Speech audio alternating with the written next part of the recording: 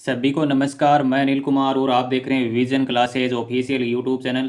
आज की क्लास का आगाज़ करने वाले हैं शानदार मोटिवेशन लाइन के साथ। यानी मंजिल यूं ही नहीं मिलती राही को, दिल में एक जुनून सा जगाना होता है। पूछा चिड़िया से घोंसला कैसे बनता है, बोले तिनका उठाना पड़ता है। तो आज का अपना शानदार टॉपिक होने वाला है SN1 तथा SN2 अभिक्रिया में अंतर। इंग्लिश में बात करना चाहें तो difference between SN1 and SN2 reaction. यानी SN1 एंड SN2 अभिक्रिया में कौन कौन से प्रमुख अंतर होने वाले हैं। यानी एग्जाम की दृष्टि से वेरी इंपॉर्टेंट सेशन होने वाला है। यानी आपको भी इस प्रकार से क्वेश्चन आता है SN1 एंड SN2 अभिक्रिया में अंतर लिखिए। तो इस प्रकार से क्वेश्चन का लिखना होता है आंसर, यानी 100% छपने वाला क्वेश्चन होने वाला है यहाँ से। तो आज हम देखने वाले हैं SN1 बोले तो यूनिमोलिकुलर सब्स्टिट्यूशन रिएक्शन, यानी एक अणुक नाभिक स्नेही प्रतिस्थापन अभिक्रिया, ये होने वाला है इसका हिंदी में नाम। फिर हम बात करना चाहें नेक्स्ट, यानी SN2 रिएक्शन क्या होती है। तो by molecular nucleophilic substitution reaction, यानी द्वि अणु प्रतिस्थापन अभिक्रिया, इस प्रकार से इसका होने वाला है हिंदी में नाम। अब हम करते हैं क्लास की शुरुआत विस्तार से। यानी SN1 अभिक्रिया क्या होती है। फर्स्ट पॉइंट देखा जाए तो SN1 अभिक्रिया दो पदों में संपन्न होने वाली अभिक्रिया होती है। यानी जो SN1 अभिक्रिया होती है अपनी, यानी दो पदों में संपन्न होती है। फर्स्ट पॉइंट होने वाला है। फिर हम बात करना चाहें SN2 रिएक्शन, यानी जो SN2 अभिक्रिया होती है एक पद में, यानी अभिक्रिया की क्रिया विधि संपन्न होने वाली है। यानी जो नाभिक स्नेही प्रतिस्थापन अभिक्रिया होती है उसकी जो मैकेनिज्म होती है वो दो प्रकार से कंप्लीट होने वाली है। फर्स्ट होती है SN1 और सेकंड होने वाली है SN2 अभिक्रिया। फर्स्ट पॉइंट हमने देखा SN1 अभिक्रिया के बारे में, यानी दो पदों में संपन्न होने वाली रिएक्शन होने वाली है SN1 अभिक्रिया। फिर SN2 में हमने देखा नहीं एक ही पद में अभिक्रिया संपन्न होती है, यानी जो अभिक्रिया क्रिया विधि होती है एक ही पद में संपन्न होने वाली होती है। यानी इस प्रकार से आपको क्वेश्चन का लिखना होता है आंसर। फिर हम बात करना चाहें SN1 अभिक्रिया, यानी SN1 अभिक्रिया होती है अपनी, यानी SN1 अभिक्रिया में मध्यवर्ती के रूप में कार्बोकेटाइन का निर्माण होता है। यानी जो SN1 क्रिया विधि होती है, क्रिया विधि के दौरान क्या होता है, यानी मध्यवर्ती के रूप में कार्बोकेटाइन का निर्माण होने वाला होता है। कार्बोकेटाइन यानी C+ कार्बन पे चार्ज जैसा दिखाएंगे, पॉजिटिव चार्ज, इसको हम बोलने वाले हैं कार्बोकेटाइन। फिर हम देखने वाले हैं SN2 अभिक्रिया में, यानी SN2 अभिक्रिया होती है उसमें, यानी संक्रमण अवस्था, इंग्लिश में बोलना चाहिए तो एक ट्रांजिशन स्टेट का निर्माण होने वाला होता है। यानी ट्रांजिशन स्टेट होती है वो अत्यधिक अस्थायी होती है, यानी बहुत ही कम समय के लिए SN2 मैकेनिज्म होती है उसमें संक्रमण अवस्था का निर्माण होता है, जो कि तुरंत यानी प्रोडक्ट में कन्वर्ट हो जाती है। तो इस प्रकार से आप एग्जाम में लिखने वाले हैं क्वेश्चन का आंसर, तो आपको बहुत ही अच्छे अंक प्राप्त होने वाले हैं। फिर हम बात करना चाहें थर्ड पॉइंट, यानी SN1 अभिक्रिया होती है प्रथम कोटि की ऊष्मागतिकी को फॉलो करती है। यानी SN1 अभिक्रिया होती है फर्स्ट ऑर्डर को फॉलो करने वाली होती है। फिर देखा जाए जो SN1 अभिक्रिया होती है, अभिक्रिया का वेग, इंग्लिश में बात करना चाहें rate of reaction, is directly proportional होता है या डायरेक्टली समानुपाती होता है अभिकारक की सांद्रता। यानी SN1 अभिक्रिया होती है एल्किल हैलाइड की कंसंट्रेशन पर ही अभिक्रिया का वेग निर्भर करने वाला होता है। यानी अभिक्रिया का वेग होता है SN1 अभिक्रिया के लिए Rx की सांद्रता पर ही निर्भर करता है। फिर देखा जाए SN2 अभिक्रिया में, यानी जो SN2 अभिक्रिया होती है द्वितीय कोटि या सेकेंड ऑर्डर केमिकल काइनेटिक्स को फॉलो करती है, या द्वितीय कोटि की ऊष्मागतिकी की पालना करती है, या सेकेंड ऑर्डर को फॉलो करती है।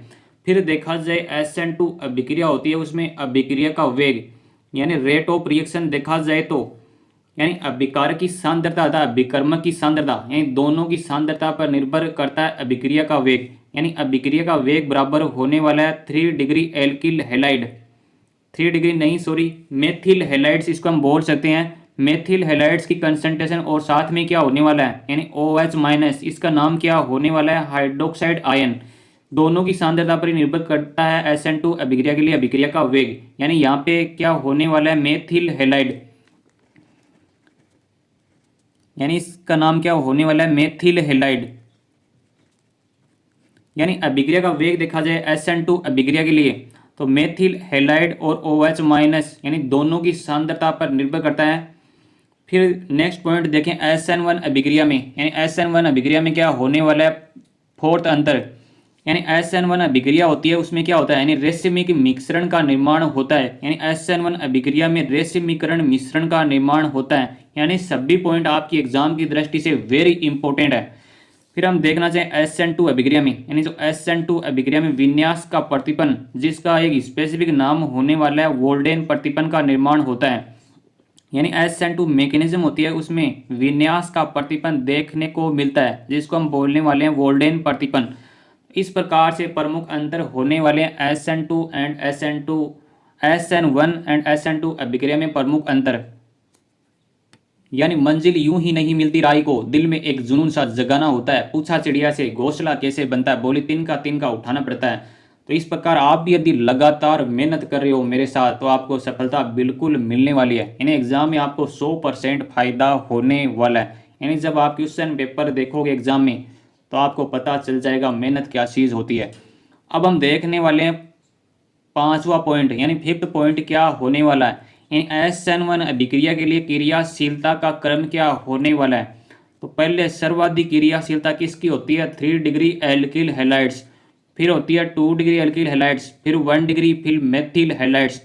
यानी जो SN1 अभिक्रिया होती है क्रियाशीलता का क्रम, यानी एल्किल हैलाइड्स की क्रियाशीलता का क्रम कुछ इस प्रकार से होने वाला है। यानी इस प्रकार से क्रियाशीलता का क्रम लिखना है आपको एग्जाम में। फिर हम बात करें SN2 अभिक्रिया में एल्किल हैलाइड्स की क्रियाशीलता का क्रम। तो 3 डिग्री एल्किल हैलाइड्स यानी इसकी क्रियाशीलता कम होती है क्योंकि इसमें त्रिविम बाधा का सामना करना पड़ता है। तो सर्वाधिक इसकी होती है मेथिल हैलाइड्स, यानी मेथिल हैलाइड्स की क्रियाशीलता सर्वाधिक होने वाली है SN2 रिएक्शन में। यानी आपको क्या करना है, एक का यानी SN1 अभिक्रिया, यानी SN1 अभिक्रिया होती है उसमें क्रियाशीलता का क्रम याद करना है और SN2 में उसका विपरीत कर देना। इस प्रकार से आपको याद करना है। फिर हम बात करना चाहें SN1 रिएक्शन यानी किस प्रकार से होती है, यानी एल्किल हैलाइड्स होती है, यहाँ पे होता है न्यूक्लियोफाइल। तो हेलोजन यहाँ पे क्या होता है, यानी गुड लिविंग ग्रुप होता है, यानी आसानी से रिएक्शन के दौरान बाहर निकल जाता है। इस प्रकार से हेलोजन यानी गुड लिविंग ग्रुप के रूप में बाहर निकल जाता है। यानी जो SN1 रिएक्शन होती है उसमें क्या होता है, यानी 2 स्टेप मैकेनिज्म होने वाली होती है। फर्स्ट स्टेप में क्या होता है, हेलोजन गुड लिविंग ग्रुप के रूप में अपने इलेक्ट्रॉन लेकर बाहर निकल जाता है और क्या बनता है, यानी कार्बोकेटाइन का निर्माण होने वाला है मध्यवर्ती के रूप में। फिर क्या होता है, न्यूक्लियोफाइल का अटैक होने वाला है सेकेंड स्टेप में। फिर क्या होता है, फाइनली उत्पाद का निर्माण होता है। यानी फर्स्ट स्टेप क्या होना है, स्लो स्टेप होता है और वेग निर्धारक पद यानी रेट डिटरमाइनिंग स्टेप होने वाला होता है। तो इस प्रकार होने वाली है SN1 रिएक्शन। अब हम देखने वाले हैं एग्जाम्पल। देखा जाए तो SN1 अभिक्रिया होती है उसमें 3 डिग्री एल्किल हैलाइड्स होता है अपना सर्वाधिक क्रियाशील होता है। हम एग्जाम्पल लेने वाले हैं, इस कंपाउंड का नाम क्या होने वाला है, एल्किल हैलाइड्स, या इसको हम बोल सकते हैं 3 डिग्री एल्किल हैलाइड्स या तृतीयक ब्यूटिल ब्रोमाइड, इसका होने वाला है नामकरण। इसकी रिएक्शन हम करवाने वाले हैं किसके साथ, यानी OH माइनस, इसका नाम क्या होने वाला है, हाइड्रोक्साइड आयन। यानी 3 डिग्री एल्किल हैलाइड्स के हम रिएक्शन करवाने वाले हैं हाइड्रोक्साइड आयन के साथ। तो किसका निर्माण होता है, एल्किल एल्कोहल, यानी तृतीयक ब्यूटिल एल्कोहल का निर्माण होता है। यहाँ पर यहाँ पे तृतीयक ब्यूटिल एल्कोहल का निर्माण होने वाला होता है। यानी SN1 रिएक्शन में देखा जाए तो तृतीयक ब्यूटिल ब्रोमाइड की हम रिएक्शन करवाते हैं OH माइनस, इसको हम बोलने वाले हैं हाइड्रोक्साइड आयन। तो उत्पाद के रूप में किसका निर्माण होता है, तृतीयक ब्यूटिल एल्कोहल का निर्माण होने वाला है, या इसको हम बोल सकते हैं एल्किल एल्कोहल का निर्माण होने वाला है। यानी एल्किल हैलाइड से किसका निर्माण हो रहा है, एल्किल एल्कोहल। तो इस प्रकार से होती है SN1 रिएक्शन। फिर देखा जाए SN2 रिएक्शन के बारे में, यानी SN2 रिएक्शन में क्या होती है, फर्स्ट बात यानी 1 स्टेप मैकेनिज्म होने वाली है और SN1 रिएक्शन होती है, रिएक्शन के दौरान एक ट्रांजिशन स्टेट का निर्माण होता है, यानी एक संक्रमण अवस्था का निर्माण होता है जो कि हाईली अनस्टेबल होती है, यानी सर्वाधिक अस्थायी होती है और बहुत ही कम समय के लिए बनती है। रिएक्शन को देखा जाए तो किस प्रकार से रिएक्शन होती है, यानी SN2 रिएक्शन में एल्किल हैलाइड की क्रियाशीलता का क्रम देखा जाए तो मेथिल हैलाइड अपना होता है सर्वाधिक क्रियाशील होता है SN2 रिएक्शन में। यानी इस कंपाउंड का नाम होने वाला है मेथिल क्लोराइड, यानी CH3Cl। इसका नाम क्या होता है? Methyl chloride. रिएक्शन करता है OH माइनस, यानी हाइड्रोक्साइड आयन के साथ जब रिएक्शन करता है मेथिल क्लोराइड, तो उत्पाद के रूप में किसका निर्माण होता है?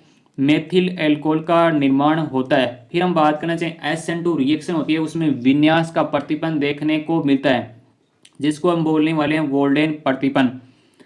Thanks for watching. Like, comment और शेयर करना ना भूलें, और आप अपना अमूल्य सुझाव कमेंट के माध्यम से दे सकते हैं। क्लास के अंत में एक ही बात बोलना चाहूँगा, यानी मंजिल यूं ही नहीं मिलती राही को, दिल में एक जुनून सा जगाना होता है। पूछा चिड़िया से घोंसला कैसे बनता है, बोली तिनका तिनका उठाना पड़ता है। और आपसे एक छोटी सी रिक्वेस्ट, यानी आपने अभी तक विजन क्लासेज ऐप डाउनलोड नहीं किया तो आप डाउनलोड कर सकते हैं गूगल प्ले स्टोर पर जाकर। और आपको क्लास अच्छी लगती है तो आप अपने फ्रेंड को शेयर करना ना भूलें। Thanks for watching. Happy learning.